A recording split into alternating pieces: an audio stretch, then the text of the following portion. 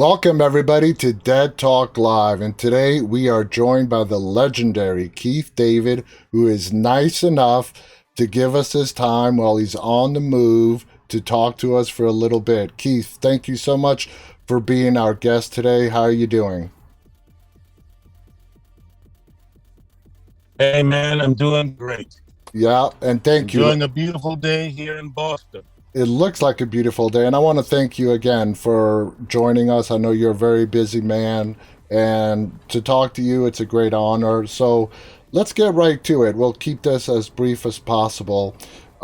You appeared in this past summer's one of the most highly anticipated films, Jordan Peele's Nope. Um, was this your first time that you've ever met Jordan? No, we actually met at an NAACP awards dinner a couple of years ago. And, I told him how much I enjoyed his work. And I probably hinted at would love to work with him someday. And he took me up on it. Yeah, I'm sure you did, and it's great. How was it when you actually did go on the set, and how was it like? What was it like working for Jordan with him behind the camera? Oh, man. He is a really wonderful director. He's a wonderful writer, and he's Uh, Sorry guys, we lost Keith. Let's see if he'll come back on. He's on the move today, so I apologize for that. Let's see. Hopefully we'll get him back. There you go. We got you back, Keith. Can you hear me? Yes, much better. So the question was, what was it like working with Jordan behind the camera? Can, Lord. can you see me? I'm gonna go. I can see you now. Yeah, you know. Okay. Am I back? Yeah, we could see and hear you just fine. Can you hear me now? Yeah, we got you. Okay. Okay. So the question Yeah, was, I went out for a minute. Okay. what was it like working with Jordan behind the camera? And I said, he's a really wonderful writer. He's a really wonderful director, and he's an even better human being. That sounds great. So Yeah. there's definitely all the work that he's done is each work that he's done is very unique, and it's creative is sort of an understatement for his work. Creative is an understatement. He Yes. has this imagination that I have never seen before. I mean, I don't know where he gets his inspiration from, but it is truly amazing. Now, looking at your resume before today's show, you have 350 credits to your name. Now, looking back on, I mean, that's just phenomenal. Looking back on your career in having been in some of movie cinema's uh, greatest films of all time, which role do you attribute your big break to? I mean, is there a role that you feel gave you that big break that you needed? Um, it's hard to say. I will say that back in 1986, when Platoon came out, Mm. um, I have certainly done at least one movie a year since then. Oh yeah. And you're still going strong. I mean, you have like over a dozen projects that are coming out. What is it? How do you keep the passion of acting fresh for you? Every morning when you wake up, how do you keep that fire burning? Look, every day I get a chance to work is a gift. Yeah. I just stay present with it. You know, as my grandmother used to say, my God is a good God. Hmm. And I feel like acting is my ministry. I mean, And that's what I'm called to do. And praise God, I get a chance to do that. My phone still rings, um, and I try to keep my instrument sharp. So when the call comes, I'm ready. Because if you're not ready, it's not really an opportunity. Absolutely. And you're living the dream. You're living the dream, and you've I had am living my dream. a- Amen. absolutely. So we got to talk a little bit about The Thing, John Carpenter's The Thing. That's one of the biggest films. Tom Waits, who was my guest yesterday, he defined it as a cult classic. I sort of see The Thing as a mainstream classic because it has fans even outside of the horror genre. Tommy described it as such a fun set to be on. What are your memories of what that set was like in filming The Thing? Man, it was my first movie. Every day was a thriller minute. You know, I mean, it was a big learning curve. Uh, I was, I was, uh, I was in a cast of extraordinary men. You know, they were, it was so beautiful because there were no hitches in the giddy up. Yeah, There were no personality clashes. There was nobody who just couldn't stand somebody else and nobody didn't get along. It was none of that crap. It was just a bunch of guys, doing their job, yeah. being being led by a great director who knew what he wanted and was very clear. And it was a phenomenal first experience for me. Now, working with Carpenter, you are one of two characters that survives to the very end. Um, did did Carpenter have a, obviously, you would say Kurt Russell was the star of the film, even though I see all you guys as a star of the film. When Carpenter told you that Childs, your character, and Mac, Kurt Russell's character, would be the last two standing, what was it about Childs? How did he describe your character in The Thing to you as to why he would be one of the last two standing? I don't know if we ever had that conversation directly like that. I mean, um, Childs was the um, the next heir apparent outside of McCready. He was the next go-to guy to be in charge to really get us out of here. Yeah. As McCready describes him, he's a little bit of a hothead, and so we see, they had two different leading styles, Mm-hmm. but they're both guys who would have gotten the job done. Yeah. And I think the ultimate reliance on each other's integrity is what got us through and what got us to the point where, we're the two guys left. Mm-hmm. Now, this movie is celebrating its 40-year anniversary this year. It's amazing. 40 That years. is amazing. And I it find that amazing. and it is just as popular, if not more popular today than it was decades ago. And does it amaze you Yeah. that to this day, people are still having the conversation of who between McReady and Childs was infected? For me, I'm like, guys, the movie is done. The thing is dead. Okay, that's how it ended. That's what I'm going to go with. But people are adamant and having this discussion. You must be tired of it. What do you think about that?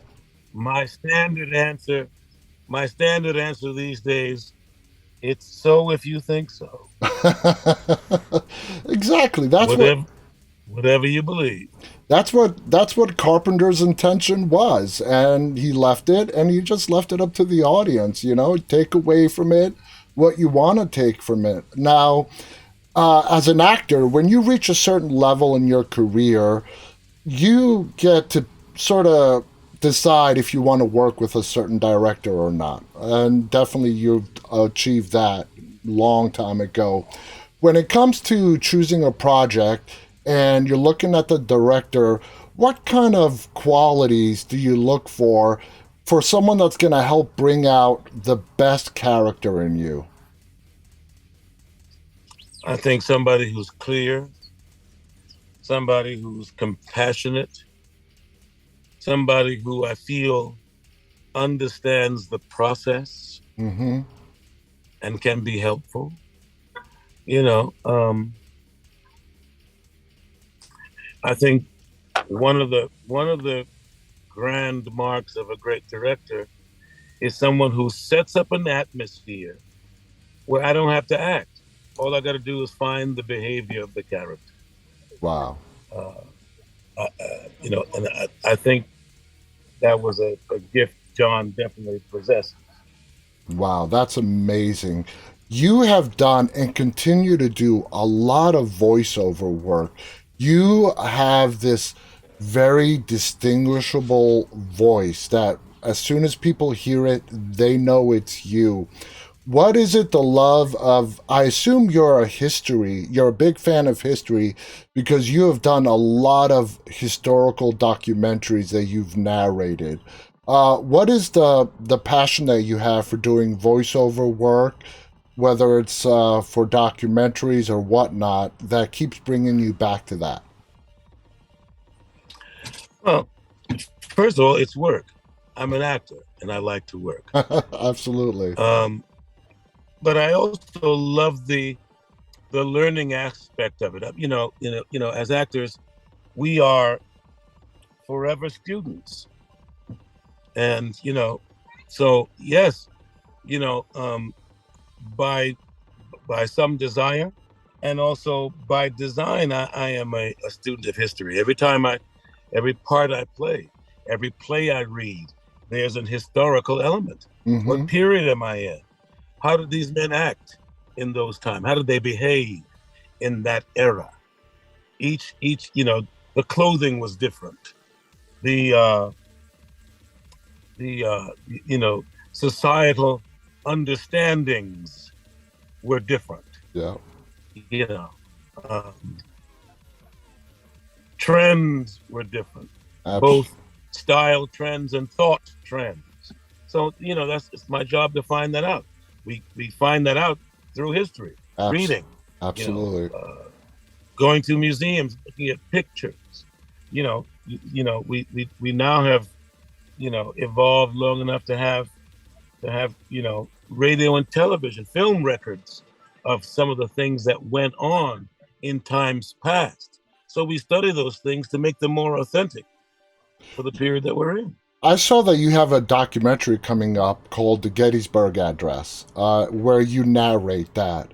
Is it important when you do this kind of work that you deliver historical facts accurately, as well as bring the voice to it, but to deliver the facts accurately and whatnot? As accurately as we can. Many times when you're doing a documentary, you have to go back in post and change some things, because as the historians continue to explore and discover things, some things that we understand as being uh, absolute today, something shifts, something gets discovered, Yeah, and well, it's not as absolute as we thought it was at that moment. You history can only is be true to this moment and what we know. So and then have the courage and the wherewithal to go back and change it when you have to. exactly. History is always getting rewritten as new information is uncovered. Now, moving on, in '88, you starred across Roddy Piper in a movie that reunited you with John Carpenter, and that's They Live, which has gone on to become a big cult classic film. Did John have to lobby you to take on the role of Frank, or were you just itching to work with John again? John called me up. He said, "Listen, I wrote a part with you in mind. Would you read it and let me know if you would take it?" I read it, and I mean, first of all, it was John. I would have, unless it was horrible, I would have been hard pressed not to do it. but I was really impressed with what he wrote. And he was concerned whether it was cliche or not. And I had to reassure him. I didn't find the character cliche at all. In fact, I found him quite innovative because Hmm. he was part of what we know as the working homeless. Yeah, There are many people, uh, who are homeless today because they can't afford housing. That doesn't mean that they're unclean. That doesn't mean they're unkempt. It doesn't mean that they lack in values. It just means that they don't have a permanent home, and they do the best they can. I loved Frank because he was a guy that went around the country. He followed the work. He got the job, and what money he made, he didn't lavish on himself. He sent back home to his family. He took exactly. care of his family, Yeah. and Oh, that was important to me. it was a hardworking man who provided for his family. Exactly. Yes. Now, working with Roddy Piper, who came from the world of wrestling, for people that don't know, hadn't really done much acting. What was it like with Roddy on the set? I mean, was he just spot on? Did John have to work with him a lot, and you guys on how the scenes were going to play out?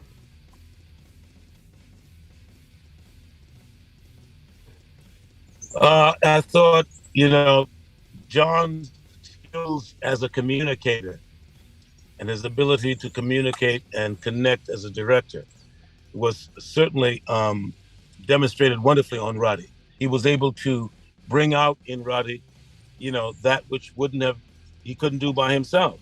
And I thought Roddy pulled in a wonderful performance. He did. And that was largely in part to John's communication. He was hungry to learn, and he always asked me questions about acting and how he could do this better, how he could do that better, and he was very receptive, and John was very much there for him. It gave me a really great, a deeper appreciation for John and his communication skills. Oh, that's great to hear. Keith, I want to thank you so much for giving us this time while you're on the move. You did not have to do that. Just taking this time to talk to us and share with your fans. Thank you so much. Uh, nope.